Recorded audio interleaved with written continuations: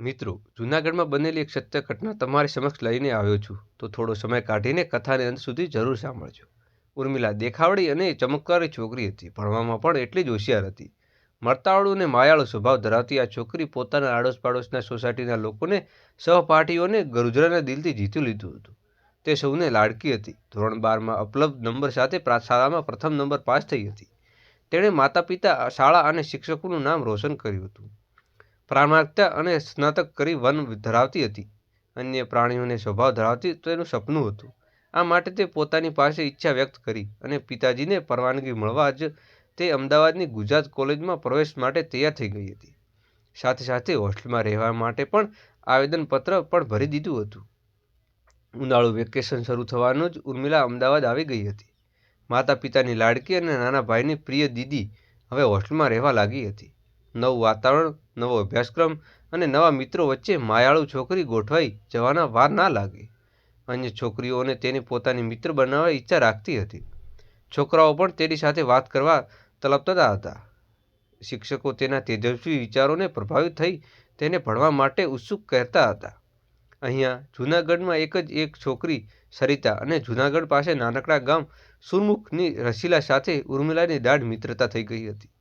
કોલેજમાં આ ત્રણેય એક જ બેન્ચ પર બેસતી હતી. તેઓ સાથે મળીને સાંસ્કૃતિક કાર્યક્રમોમાં ભાગ લેતી હતી. ઉર્મિલાને બીએસસીના અંતિમ વર્ષ પરીક્ષા પૂર્ણ કરી હતી.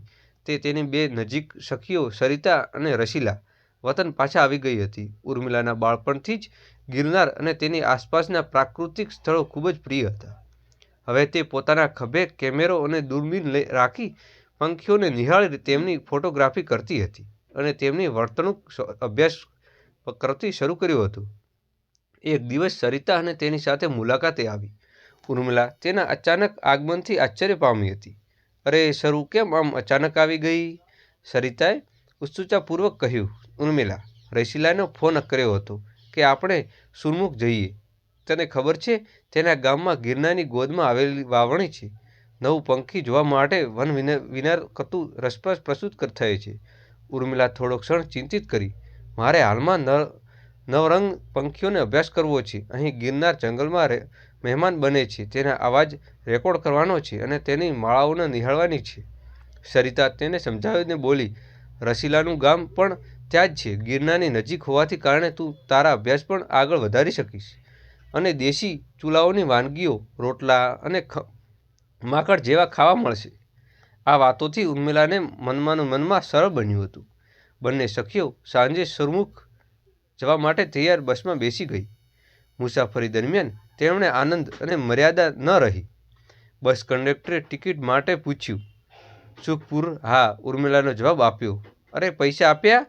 બસ જ્યારે સુરમુખ તરફ આગળ વધી રહી હતી, બંને સખીઓ વાતોમાં એટલી ગરક થઈ ગઈ હતી કે બહાર ઘોર અંધારું છવાયેલું હતું. વાતનું ભાન ન રહ્યું. સહુ બસ ધીરે ધીરે ધોરે અંધારમાં આગળ વધી રહી હતી. બંને સરિતા અને ચિંતિત કંડક્ટર પૂછ્યું, સુરમુખ આવ્યું ન હોય તો નહીં જાય ને?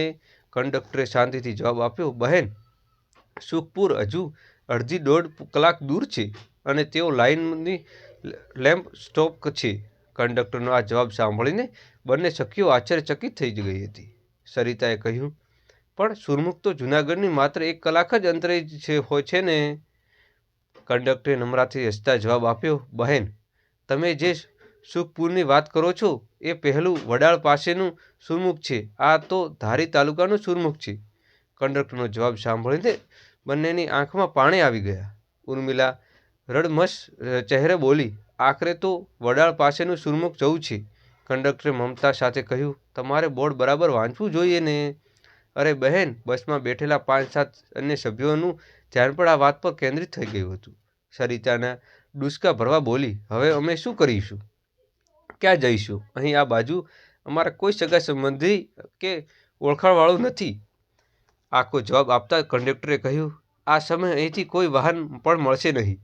સમય છે રાતના 8:30 વાગેલા હતા. માની લો કઈ રસ્તો કાઢીશું. બસમાં મુસાફરીમાંથી કઈને જણાવવા લાગ્યું કે સવાર સુધી અમારા ઘરે રોકાઈ જાઓ, પછી સવારની બસમાં જશો. પરંતુ કંડક્ટરે આ વિચારનો અસ્વીકાર કરી દીધો હતો. જુવાનની દીકરીઓ કોઈ અજાણ્યા ઘેર મોકલી ન દેવાય. માનવતાવાદીએ હૃદય ગમતું ન હતું. તે તેમને વિશ્વાસ આપતો બોલ્યો, ચિંતા ન કરો, કોઈ રીતે વિશેષ ન થાવ, હું જરૂર કોઈ રસ્તો કાઢીશ.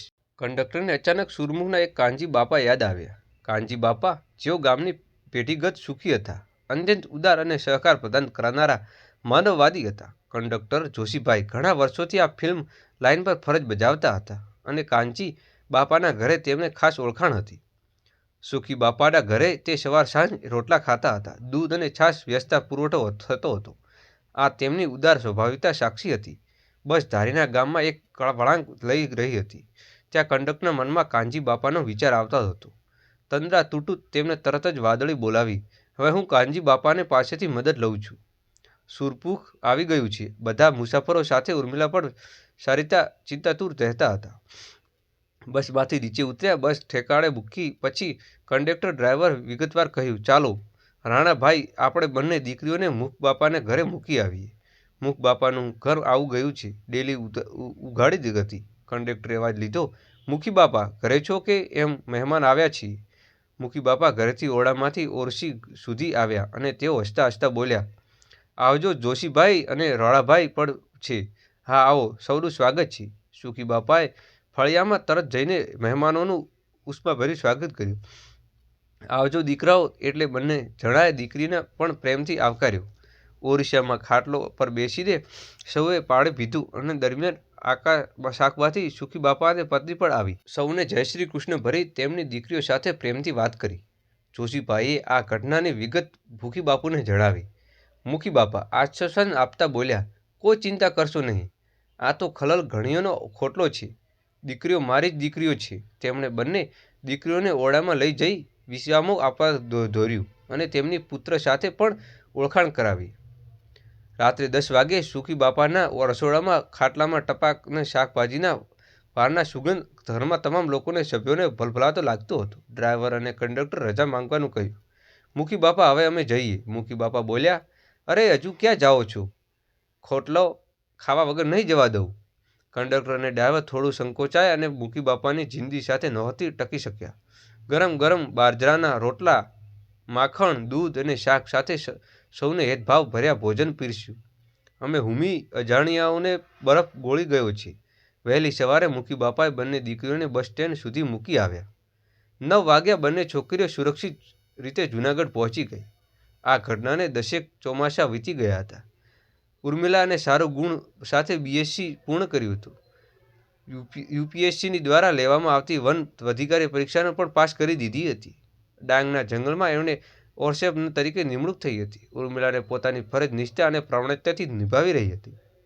વન્ય પ્રાણીઓને સંરક્ષણ ક્ષેત્રે ઉદાર કામગીરીથી લીધું હતું. સ્ટાફ ઉપર અધિકારીઓ અને પ્રતિકૃતિઓ પણ તેના શ્રેષ્ઠ અધિકારી તરીકે જાણતા બની ગઈ હતી. ડાંગના 5-7 વર્ષ સુધી નિષ્ઠાપૂર્વક ફરજ બજાવી હતી. ઉર્મિલાને સિનિયોરિટી અને કાર્યક્ષમતા ધ્યાને રાખીને તેનું પ્રમોશન થયું હતું. સાંજે તે બદલી અને વતન જૂનાગઢ સર્કલમાં થઈ રહી હતી. હવે તે ગીર પૂર્વ વન વિભાગના ધારી ડિવિઝન મદદનીશ વન સંરક્ષણ અધિકારી તરીકે નિમણૂક થઈ ગઈ હતી. ધારીનું નામ ધરાતા જ ઉર્મિલાનું કાનજી બાપાને યાદ આવી ગઈ હતી. અતીત પાંખો ઉભળી હતી. ભૂતકાળમાં પરિદૃશ્યો જેમ જે અંધારી રીતે અજાણ્યા ગામમાં પાદર કંડક્ટર જોશીભાઈ કાનજી બાપાનું ઉષ્માથી સ્વાગત. ઉર્મિલાએ મનોમન નક્કી કર્યું કે એકવાર સુખપુર જઈને સૌને મળી આવવાનું જ જોઈએ. એક દિવસ કચેરીમાં બેઠી ટપાલમાં પુઠારો બોલી રહી હતી. તે દરમિયાન અચાનક ચેમ્બરમાં દરવાજો ખુલ્યો. એક વૃદ્ધ આજ્ઞા માંગી રહ્યો હતો. ઉર્મિલાએ માથું ઉઠાવીને ઊઠું કર્યું તો અરે કાનજી બાપા! ઉર્મિલાને તત્કાળ ખુરશીમાંથી ઊભી થઈ ગઈ અને બોલી, આવો કાનજી બાપા, આવો. વૃદ્ધની સાથે એની વાત જોઈને એક આજ્ઞામાં જ્ઞાન થયું અને તે કાચા કાનજી બાપા જ હતા. તે ધોળી પાઘડી, બગલાની પાંખ જેવું કપડાં અને તેને ચહેરા પરનું શાંતિમય તેજ. શું તમે મને ઓળખો છો, બેન? કાનજી બાપાએ નવાઈથી પૂછ્યું. કેમ નહીં બાપા, હું તમને ક્યાં ભૂલશું? ઉર્મિલાએ ખુરશીથી નમ્ર સ્વરે જવાબ આપ્યો. તેણે મૃદુ હાસ્ય સાથે કાનજી બાપાને જમાવ્યું અને અનુમત કર્યું અને પહેલાથી થયેલા પરિચય સંબોધ તેમને યાદ કરાવ્યું. કાનજી બાપાએ પોતાના આગમનનું કાળજા સમજાવ્યું. બેન, તમારા સુખપુર ગામની સીમાને વન્ય પ્રાણીઓ કૂવાઓ પડી જવાનો ઘણી બધી ગઈ છે. અમુક કૂવાઓ કાંઠા બાંધેલા નથી. તેઓ આવા અકસ્માતો વારંવાર થાય છે. તે નીરાવી વાતે વન વિભાગ દ્વારા સહાય મેળવવા માટે હું અહીં આવ્યો છું. ઉર્મિલાએ કાનજી બાપાને આશ્વાસન આપ્યું કે સુખપુરની સીમાની બધા ખુલ્લા કૂવાઓને કાંડા બાબતે સરકારની યોજનાઓને સંપૂર્ણ ઉપયોગ કરવામાં આવશે. તમામ જરૂરી સહાય આપવામાં આવશે. તે દિવસે ઉર્મિલાને કાનજી બાપાને પોતાના બંગલાથી વળગાવ્યો અને તે માતા સાથે પરિચિત કરાવ્યો. ઉર્મિલા પિતાના અવસાન પછી તેની માતા પિતા સાથે રહેવા લાગી હતી. માતા કાજીબાદે જોઈને કહ્યું, આ તો દેવ સમાન પુરુષ છે, જેમણે અમારા જીવનના સંકટ સમયે મદદ કરી હતી. ઉર્મિલાએ અને કાનજી બાપાની મિતસારથી સુરમુખ ગામના તમામ ખુલ્લા કૂવાઓને બાંધી દેવાયા. આથી આમ બંનેની મળીને સવારે આવા કૂવાઓ માંડીને જીવ ગુમાવવા વન્ય પ્રાણીઓ સંરક્ષણ ક્ષેત્રે ઉદાર કામ પૂરું પાડ્યું હતું. ઉર્મિલાએ હવે પિતા મૂલ્ય કાનજી બાપા મળ્યા હતા. હવે પિતાની ખોટ ઓછી વર્તાતી હતી. જ્યારે કાનજી બાપા ઉર્મિલાના લગ્ન કન્યાદાન કર્યું ત્યારે તે ક્ષણો ભાવપૂર થઈ ગયા હતા. લગ્ન પ્રસંગે હાજર થયેલા કંડક્ટર જોશીભાઈ અને ડ્રાઈવર રાણાભાઈ, સારિતા અને રસીલા ઓલ ધ એક્યુમેટ ઉર્મિલાના નવા જીવન હોવા માટે સાક્ષી બન્યા હતા. બધાની આંખોમાં આનંદ આંસુઓ છલકાયા હતા. મિત્રો, આ વાર્તા પ્રકૃતિ અને માનવતાને મિશ્રણની ભરપૂર છે, સત્ય ઘટના છે.